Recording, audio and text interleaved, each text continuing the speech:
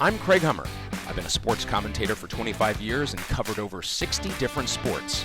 I've always been fascinated by what makes athletes and leaders tick, as well as what propels them to greatness.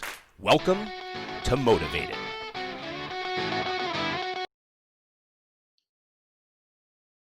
Without further ado, here they are, the stars of the show. From left to right on your screen, Mandy McGee, Pippa Mann, and Lonnie Unser. Thank you very much for joining us on Motivated. Thanks for having us. Yeah, it's a pleasure to be with you guys. Thanks very much. Well, we always start the podcast with a very simple question, but sometimes it's a very interesting answer. So, what motivates you? You want to go or you want me to start? You can start. What motivates me? Personally, with my racing, I'm always just wanting to develop my craft to get better. I started this passion in my 30s, and I'm constantly wanting to evolve and get better. Also, I do some instructing, and I love helping new people get on track and learn about racing, or not specifically racing, but on track time, and helping them find the passion for it as well. So for me, there are two really big things that motivate me. And the first one has been there since the very beginning of my career. I like going fast, and I like race cars. So literally that motivates me. How do I find a way to drive the next race car? How can I pay my rent while driving race cars? So literally that motivates me. The second thing that motivates me really kind of started in my 30s, and it's a big reason why I'm part of Shift Up now. I don't want this to just be about me anymore. I want to be there to help uplift the next generation of racers, and specifically, quite frankly, the next generation of female racers. Because I didn't really have any female mentors when I was coming up the ladder, and I want to try and be a part of someone who changes that. I want to be the change that I want to see.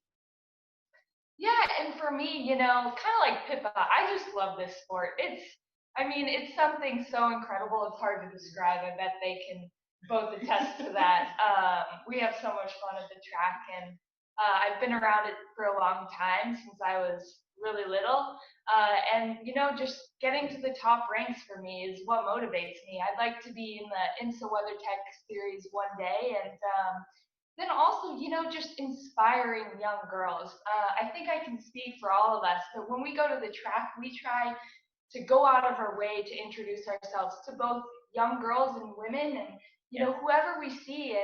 And I think we're really making a difference with Shift Up now. So it just feels really good to introduce other people to this sport that I love so much. There's nothing more special than being at the racetrack and a little girl realizing that girls can drive the race cars too. There's nothing more special than that moment. Yeah, and then showing them the inside of your car, and their eyes light up. It's really cool. Yeah.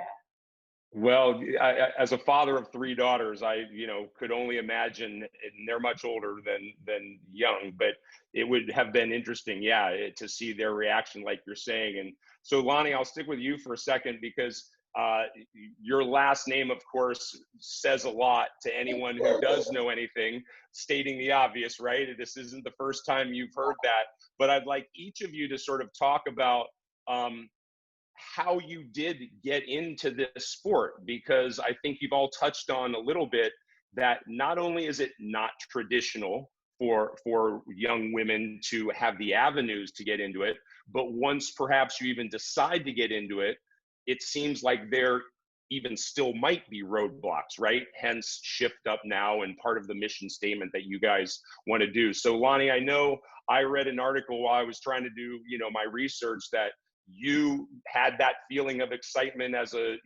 very young girl being put in your father's car. So is that what hooked you immediately, or is there something other than that? No, just like you said, the story's obvious for me. I think I was at the track when I was 1 year old, and just didn't know what was going on. But soon, I kept getting brought to the track, and I just fell in love from before I could remember, honestly. And when I was really young, I remember my dad putting me in his Indy car and just looking around being like, this is the coolest thing. And then, you know, ever since that, like go-karting and any way I could get behind an engine, basically, when I was young, that's what I do. So my story, you know, it's pretty run-of-the-mill, but my family's really cool. Well, I guess not run-of-the-mill, but, you know, you can understand why I got into motorsports. It was a Pretty natural obvious progression. there, yeah. So I've been around it since I was, little, like I said, but yeah, it's cool. I love it. So Lonnie's story, joking aside from her last name, is actually how most women get into motorsport. It's how most drivers get into motorsport. There's generally a family member, a family friend, a family connection, someone who really leads the way. So I'm a bit of an oddball. My dad was a race fan. He liked going to races. And I used to bug him to take me with him. And eventually, when I was about 9 or 10 years old, he started taking me to racetracks with him. And there was this sign at one of the racetracks one day, and it said, "Sign up here to come drive your car on this racetrack next weekend." I'm like, that. So I made him sign up for his very first track day. So I could effectively sit next to him in the passenger seat of his car while he drove it around the racetrack the next weekend. And just continued to pester he would say backseat driving. I say I was just coaching from a very young age. But pester to have the chance to drive anything myself. And eventually started karting when I was about 13 years old. So that's how I got going in racing. Well, I wish I could say that's one of the things that I'm so envious when we were working with some of our junior ambassadors. They're young and they found this love and passion, you know, early on. For me, I didn't find it until my 30s. I had a friend that was doing a track event, a DE, a driver education event, and I signed up as a novice student, very outside of my comfort zone on a lot of levels, and was the only female student there. There weren't any female instructors or students, and just decided to try it out. And you know, it was a 2-day event. The first day was a lot of learning. It's a lot of classroom time. And by the second day, I was hooked. And it was really, I just wanted to continue to get better. I didn't want to be in the novice group anymore. So I got to sign up again. Now I've worked up to intermediate. Well, now I need to get to advanced. And then that felt so great. And then I started instructing because I really wanted to help others find that. And from there, we started, a group of us started doing some endurance racing. So it was just a natural progression. But if I wouldn't have just tried that DE event, you know, in my 30s, I never would have known how much I loved the sport. And had found this amazing group of people now in my life. So Mandy, because you've come at it from a little bit of a different angle, right, than the two women sitting next to you, what do you think is probably the biggest either attribute or necessity for an instructor to encourage someone to follow, you know, the passion like you did in your 30s? Obviously it can happen at any age, but what do you think is the best way for an instructor to sort of light that kindling? Well, it depends. You really have to know your student, and I think the first step is understanding how they learn. You know, there's some people that are really analytical. Some are more visual. I'm a visual person. So first, really getting to know your student. That way you can really help them absorb the information. And there's two different styles really for me with females. They really dig in and get the detail, and then it's pushing the confidence, and they do really well. So it really is on kind of more an individual level. And there's nothing more exciting than, you know, someone's first day and see how much progress they make by the end of that day or the next day. You know, we're getting out of the car and high-fiving, and, you know, it's just a wonderful experience. And I think it's cool to, you know, always push yourself to try new things at whatever age. And you don't know what you're going to be good at or what you're going to gravitate towards. All right, well, if I ever am lucky enough to meet you guys, sorry, Pippa, real fast, I was just gonna say, if I'm ever lucky enough to meet you guys in person and have you instruct me in a car, I learn best by the hitting me over the head method. So I'm not sure if that will work in a moving vehicle, but I will look forward to that day. I've had a few of those students. Yeah, we all have. And Pip, yeah, I'm sorry I interrupted. Which was that I do a lot of coaching too, but I tend to coach the people who want to be racing drivers. And so much as Mandy gets to see the very first step of progress and kind of the first steps of passion, I get to see them like as they're really honing these skill sets and really improving and really making those steps to set on their pathway. So I find that almost, for me personally, that's as exciting as Mandy finds the very first day. Mm-hmm. I find it when they're like really making that step of making it start to happen. That's what motivates me outside of the race car. And, I just want to add real quick, even before that, or even in addition to that, I teach a teen safe driving school just so teens can be safer on the road, and that's through a program called Brakes. And I believe it's like $100 deposit for anybody to go, and they can get their money back at the end of the weekend. But for me, it's coaching, people who don't even know cars. They don't know anything, but it's really not anything, but they don't know about the motorsport world, and it's really cool to see them build their confidence, even in a street car.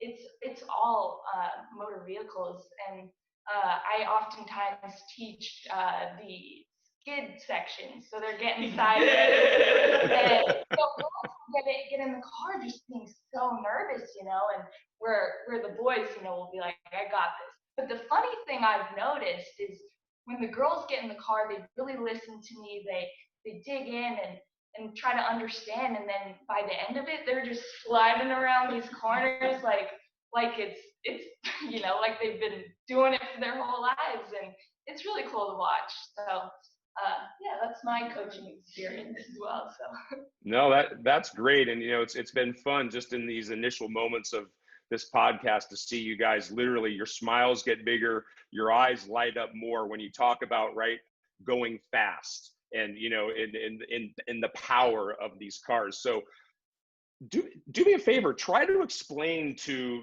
anybody who's out there listening or watching this, what does it feel like to go over 200 miles an hour in an automobile? That'd be you. Hi, that would be me, the one in the middle. So the easiest way I can describe that is at the Indianapolis 500, when you're doing 220 to 230 mile per hour average lap speeds over the course of a lap. When the race car is good and it's underneath you, there's just absolutely nothing else like it in the world. However, when the race car is not good and the race car is not underneath you, there is nothing else like it in the world. Great. But we live for that adrenaline rush on the days where it's good and everything comes together, and it doesn't matter whether it's an IndyCar at the Indy 500. It doesn't matter whether it's a Roundtree Racing Boxster in a WRL race. We're always motivated to go after that feeling. We're always trying to get the car underneath us. We're trying to get the best use out of the tires, whether they're Firestones at the Indy 500 or Cooper tires on our Roundtree Racing Boxster. We're just trying to get that feeling, because every time the car is underneath you, it makes you feel kind of invincible. There's nothing else like it. Well, there is something too about, I don't drive 220 miles an hour, but when you are on the track and you're really hitting your marks and you're so smooth and everything is going the way that you want it to, you find the zone, that's what I call it, I'm always looking for the zone, and you'll have some of your fastest laps and they actually feel slower. Yeah. And it's a really strange thing. You don't realize it's just so smooth and fluid and things are just matching up. And time actually slows down, and it's hard to explain. There you go. I know as we close this podcast, I have no doubt that all three of you will stay motivated. We will. Thank you. See you soon. Bye. We hope you enjoyed this edition of Motivated. Stay tuned in the coming weeks for more. This podcast has been produced by Motivate Entertainment, part of Motivate Sports Group.